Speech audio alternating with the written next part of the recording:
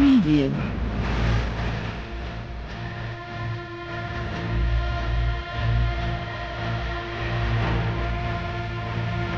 Preview.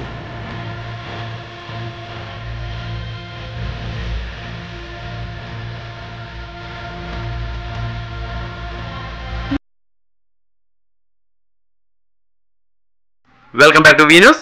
Anakapalli జిల్లా నర్సీపట్నం నియోజకవర్గం గోలగొండ మండలం ఏఎల్పురం గ్రామంలో యువతతో విజయ్ కార్యక్రమం అట్టహాసంగా గోలగొండ మండలం యువతతో ప్రారంభమైంది.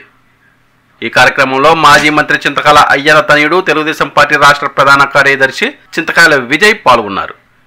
ఈ కార్యక్రమంలో ఏఎల్పురం గ్రామంలో వైఎస్ఆర్ పార్టీ నుండి సుమారు 18 కుటుంబాలు తెలుగుదేశం పార్టీలో జాయిన్ అయ్యారు.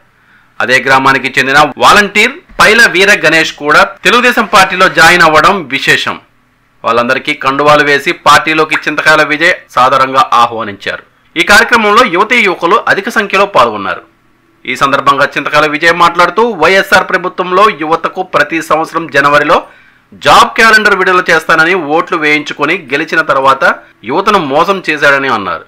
వచ్చేది తెలుగుదేశం ప్రభుత్వం అని యువత బాధ్యత నారా లోకేష్ తీసుకుంటారని అన్నారు. ఈ కార్యక్రమంలో గోలగొండ మండలం తెలుగుదేశం పార్టీ అధ్యక్షుడు అడిగర్ల అప్పలనాయుడు, మాజీ జెడ్పీటీసీ చిటికల వేణుగోపాల్, తెలుగు యువత అధ్యక్షులు మరియు తెలుగుదేశం పార్టీ నాయకులు కార్యకర్తలు పాల్గొన్నారు.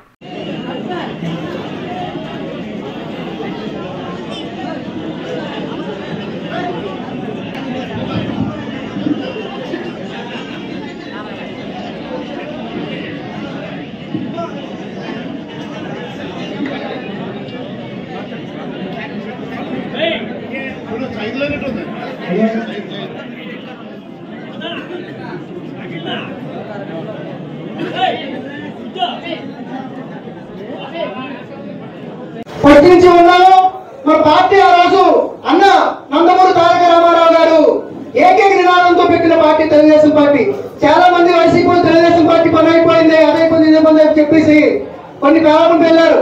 తెలుగుదేశం పార్టీ ఎప్పుడు కూడా ఏమీ అవ్వదు. ఎందుకంటే అన్న నందమూరి తారక రామారావు గారు ఆ రోజు తినడానికి తిండి, కట్టుకోవడానికి గుట్ట, ఉండడానికి ఇల్లు అని ఏకైక నినాదంతో పెట్టిన. అయినా సరే నాకు పార్టీ గౌరవం లేదని చెప్పి బాధపడకుండా ఈ రోజు పార్టీ కష్టాల్లో ఉంటే ఎంతో మంది భావదేశంలో ఎంతో మంది పెద్ద పెద్ద నాయకులు అందరూ సరే నోరు మూసుకుని ఇంట్లో కూర్చున్నా సరే పార్టీ కష్టకాలంలో ఉండి పార్టీని ఆదుకోవాలా, పార్టీకి మా అవసరం ఉందని చెప్పి వచ్చిన ఏకైక కుటుంబం అయ్యన్న పోతే కుటుంబం లేదు.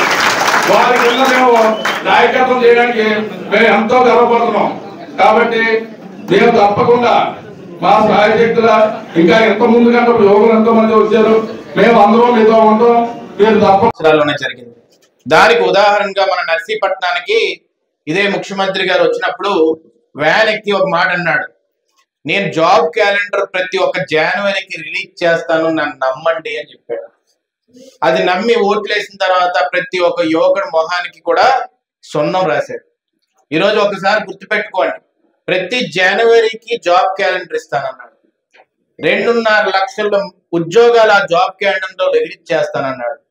డిఎస్సి ప్రభుత్వ ఉద్యోగాలు, టీచర్ ఉద్యోగాలు కానీ ఇవన్నీ కూడా పరీక్షలు పెట్టి నేను రిలీజ్ చేస్తాను, మీ అందరికీ కూడా ఉద్యోగాలు ఇప్పించే విధంగా మేము తీసుకెళ్తామని చెప్పాడు.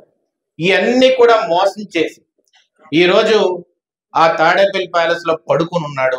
యువకుల జీవితాలన్నీ కూడా నడి రోడ్డు మీద వదిలేశాడు. ఎవరన్నా ఉద్యమం చేస్తే వాళ్ళ మీద మళ్ళీ తిరిగి కేసులు పెట్టడం. ఈరోజు మీ అందరికీ తెలుసు, ఉత్తరాంధ్రలో ప్రతి ఒక్కరు కూడా ఆంధ్ర యూనివర్సిటీకి వెళ్ళి చదువుకోవాలని యువతి యువకులందరికీ కోరుకుంటది.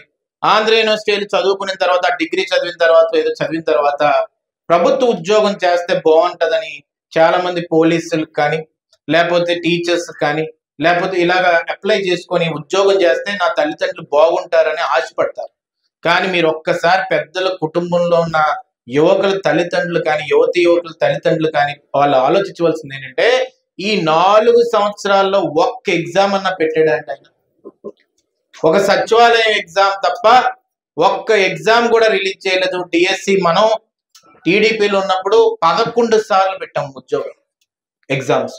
కానీ ఈ ఉత్తరాంధ్రలో ఇప్పటికి వచ్చి ఎగ్జామ్స్ పెట్టకపోగా, జాబ్ క్యాలెండర్ రిలీజ్ చేయకపోగా వాళ్ళని ప్రశ్నించిన వాళ్ళ మీద మాత్రం కేసులు పెట్టి బయటకు పంపిస్తాడు. ఈ రోజు ఒకటే చెప్తున్నాను, వైఎస్ఆర్ సిపి నాయకులు కానీ వీళ్ళందరికీ కూడా మీరు గుర్తుపెట్టుకోవాల్సిన అవసరం ఎంతైనా ఉంది. వాళ్ళు పోలీసులు భుజం మీద గన్ను పెట్టి కాల్చగలరు తప్ప రోడ్డు మీదకి వచ్చి దమ్మున నాయకుడు ఒక్కడు కూడా లేడని చెప్పి సందర్భంగా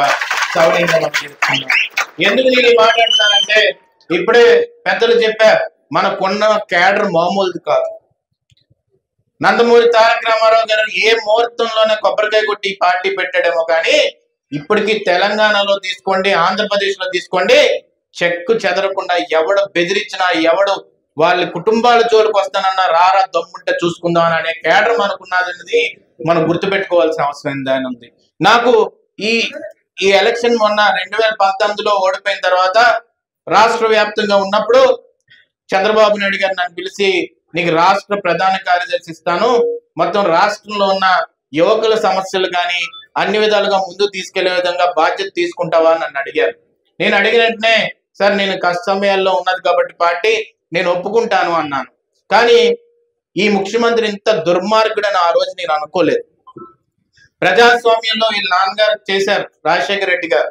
ఆయన చేసినప్పుడు ఎప్పుడు కూడా కొంచెం కేసులు పెట్టేవారు ఇవన్నీ, కానీ ఇంత దుర్మార్గంగా తెలుగు జాతి నాశనం అయిపోద్దని మాత్రం ఎప్పుడు కూడా ఏ ముఖ్యమంత్రి ఆలోచించలేదు. కానీ మొట్టమొదట నా ప్రజలు ఎలా పోతే పోని, నా ప్రజల మీద కేసులు పెట్టి హింసిస్తే ఎలా పోతే పోని, చిన్న వాడు ప్రశ్నించినా కానీ వాడిని గొంతు నొక్కి చంపేవాళ్ళని ఆలోచించిన ఏకైక ముఖ్యమంత్రి ఎవడన్నా ఈ దేశంలో ఉన్నాడంటే అది జగన్మోహన్ రెడ్డి అనేది మనం గుర్తుపెట్టుకోవాల్సిన అవసరం అయితే. నిరంతర వార్తా సమాచారం కోసం మా వి న్యూస్ ఛానల్ సబ్స్క్రైబ్ చేయండి.